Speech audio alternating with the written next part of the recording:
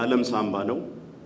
የዓለም ሳምባ ከመሆንም ባለፈ የዓለም ኢኮኖሚ መሰረት ነው። የኤፍኤኦ ጥናት እንደሚያሳየው ከዓለማችን 1/3 የሚሆነው ሕዝብ የምግብ ዋስትናውን የኑሮ መሰረቱን ደን ላይ ያደረገ ነው። ይሄ ደን ለዓለማችን ኢኮኖሚ ምን ያክል መሰረት እንደሆነ ምን ያክል ወሳኝ እንደሆነ የሚያሳይ ነው። በደን መጨፍጨፍ በደን መጎሳቆል ምክንያት ዓለማችን በየዓመቱ 4.5 ትሪሊየን ዶላር የሚጠጋ ሀብት እንደምታጣ ይሄው ጥናት ያሳያል።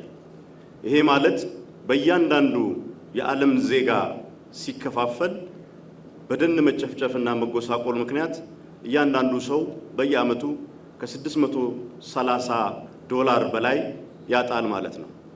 የደን መጨፍጨፍ ኢኮኖሚ ላይ ያለውን ተጽዕኖ ከዚህ መረዳት ይቻላል። ድህነት ውስጥ ያሉ ሰዎች ምን ያክል ድህነት ውስጥ እንደሚቆዩ ከድህነት ለመውጣት እየተፍጨረጨሩና ጥረት እያደረጉ ያሉ እንደኛ ሀገር በታዳጊ ደረጃ ላይ ያሉ ሀገሮችም ከደን መመናመን ከደን መጨፍጨፍ አንጻር ኢኮኖሚያቸው ምን ያክል ፈተና ውስጥ እንደሚወድቅ ያሳያል ማለት ነው። ከዚህ በመነሳት የመደመር መንግስት ለተፈጥሮ ካለው ቀረቤታ የደን መጨፍጨፍን ለማስቀረት ደን ለኢኮኖሚ ያለውን ጠቀሜታ ታሳቢ በማድረግ የአረንጓዴ አሻራ መርሃ ግብር ነድፈን ሰፋፊ ስራዎችን ስንሰራ ቆይተናል። ባለፉት 8 ዓመታትም የአረንጓዴ አሻራ መርሃ ግብር ከተጀመረበት ጊዜ አንስቶ 48 ቢሊዮን ችግኞችን መትከል ችለናል። በዚህም የሚያኮራ ውጤቶች መገኘት ጀምሯል።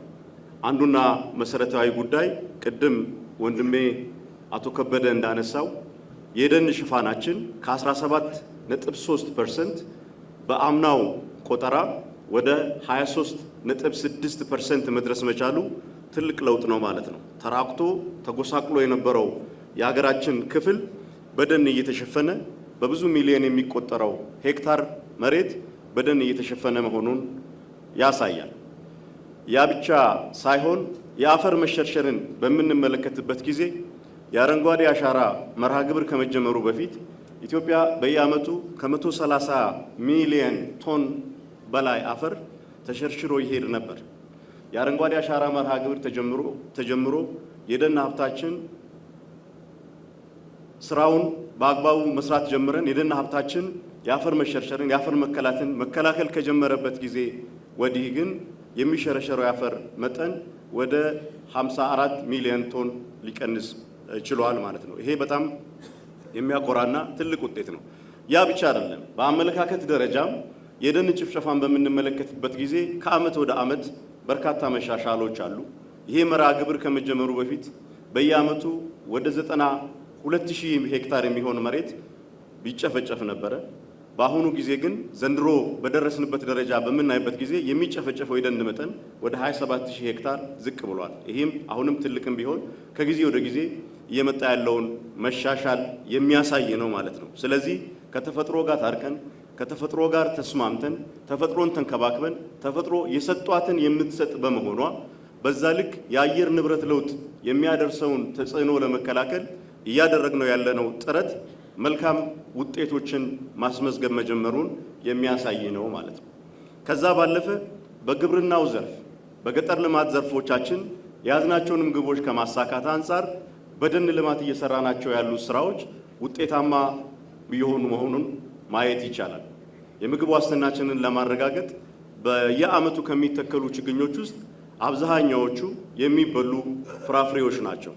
ያ ብቻ ሳይሆን የኤክስፖርት ምርታችንን ለማሳደግ እንኳን በተደረገው ጥረት ቡና የዛሬ 6 ዓመት 7 ዓመት ከ230 ሺህ ቶን በላይ ኤክስፖርት አድርገን የማናውቀው የአረንጓዴ አሻራ መርሃ ግብር በመጀመሩ በጥምር ደን ቡናን በማልማታችን ኤክስፖርታችንን 475 ሺህ ቶን እና ወደ 2.65 ቢሊዮን የአሜሪካ ዶላር ማግኘት በሚያስችል ደረጃ ማድረስ ችለናል። ይሄ የደን ልማት ደን ላይ አትኩረን መስራታችን ከተፈጥሮ ጋር ተናበን መሄድ መጀመራችን ምን ያክል ኢኮኖሚያዊ ጠቀሜታ እያመጣ መሆኑን ያሳያል ማለት ነው። ይሄ ብቻ አይደለም። ኢትዮጵያ ድሮ ስሟ ገጽታዋ በዓለም አቀፍ መድረኮች በረሃብ በችግር በድርቅ የምትታወቅ ሀገር ነበረች። ነገር ግን የመደመር መንግስት በወሰደው ቁርጠኛ አቋምና ህዝቡን አነቃንቆ በሰራው ስራ የኢትዮጵያ መልካም ስም ከአረንጓዴ አሻራ የጠፋውን ደን መልሶ በመተካት በልምላሜ በችግኝ ተከላ መታሰብ መወደስ በመልካም መነሳት ጀምሯል ማለት ነው። ከዚህ በፊት ኢትዮጵያ ሲባል ረሃብ፣ ኢትዮጵያ ሲባል ድርቅ፣ ኢትዮጵያ ሲባል ችጋር የነበረው ገጽታችን አሁን ኢትዮጵያ ሲባል ችግኝ፣ ኢትዮጵያ ሲባል አረንጓዴ፣ ኢትዮጵያ ሲባል ደንን መልሶ የማልማት ስም እየሆነ መጥቷል። ከዚህም የተነሳ የተለያዩ ዓለም አቀፍ ተቋማት ለሀገራችን እውቅና ለመሪዎቻችን እውቅና መስጠት የጀመሩበት ከዛም ባለፈ ትላልቅ ዓለም አቀፍ መድረኮችን በደን ዲፕሎማሲ የአፍሪካ ክላይሜት ሰሚትን ያስተናገድንበት ከዛም በተጨማሪ ደግሞ በሚቀጥለው ዓመት ኮፕ ሰርቲቱን እንድናስተናግድ ከዓለም አቀፍ ትላልቅ መድረኮች ውስጥ በተለይ ከክላይሜት ኔጎሺዬሽን አንጻር በጣም ወሳኝ የሆነውና በብዙ ሺዎች የሚቆጠሩ ታዳሚዎች የሚሳተፉበትን መድረክ ለማስተናገድ እድል ማግኘታችን የሀገራችን ገጽታ ከዚህ አንጻር ወደፊት እየሄደ መሆኑን ያሳያል። የደን ልማት በሀገራችን በጣም በርካታ ጠቀሜታዎችን እያስገኘ ያለ በርካታ ለውጦችን እያመጣ ያለ በስኬት የሚጠቀስ ጉዳይ መሆኑን መገንዘብ ያስፈልጋል። ይህ እንዲሆን ደግሞ እዚህ ቤት ውስጥ ያላችሁ የግብርና ቤተሰቦች፣ እዚህ ቤት ውስጥ ያላችሁ የኢትዮጵያ ደን ልማት ባልደረባዎች አስተዋጽኦአችሁ ትልቅ ነው የነበረው። ህዝቡን አነቃንቃችሁ ህዝቡን ከጎናችሁ አሰልፋችሁ አቅዳችሁ ለፍታችሁ ያመጣችሁት ውጤት ስለሆነ የዚህ ውጤት ባለቤት ስለሆናችሁ አንገታችሁን ቀና ልታደርጉ ልትኮሩ ይገባል። እንግዲህ ይሄ ጅምር ነው፣ ጅምር ስራ ነው። በርካታ ስራዎች ከፊታችን ይጠብቁናል። ደንን መትከሉ ብቻ በቂ አይደለም፣ መንከባከብ ያስፈልጋል።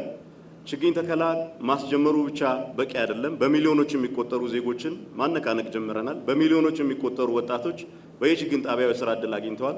በአግሮ ፎረስትሪ ልማት ተሳትፈው ተጠቃሚ መሆን ጀምረዋል። ይሄ ተቋማዊ ሆኖ ተጠናክሮ መቀጠል መቻል አለበት። ይሄ ተጠናክሮ እንዲቀጥል ደግሞ የጀመርናቸውን ስራዎች እውቀት ላይ ተመስርተን እቅድ ላይ ተመስርተን በአግባቡ መምራት በአግባቡ ማስቀጠል ያስፈልጋል። እስካሁን የሰራናቸው ስራዎች በአብዛኛው በህዝብ ተሳትፎ በንቅናቄ የተሰሩ ናቸው። እነዚህን ተቋማዊ ቁመና ሰጥተው ቀጣይነት ባለው መንገድ መምራት ያስፈልጋል። ለዚህም ደግሞ በዋናነት የዚህ ፕሮግራም መሪዎች እዚህ ቤት ውስጥ ያላችሁ የስራ ባልደረቦቼ ስለሆናችሁ ይሄን ትልቅ የቤት ስራ ወስደን ኢትዮጵያን በዓለም ከደን ሽፋን ማሳደግ፣ ከአረንጓዴ አሻራ፣ ከተፈጥሮ መንከባከብ እንዲሁም ደግሞ ለአየር ንብረት ለውጥ የማይበገር ኢኮኖሚን ለመገንባት የጀመረችውን ጥረት ከዳር ለማድረስ ምሳሌነቷን እናጽናላለሁ።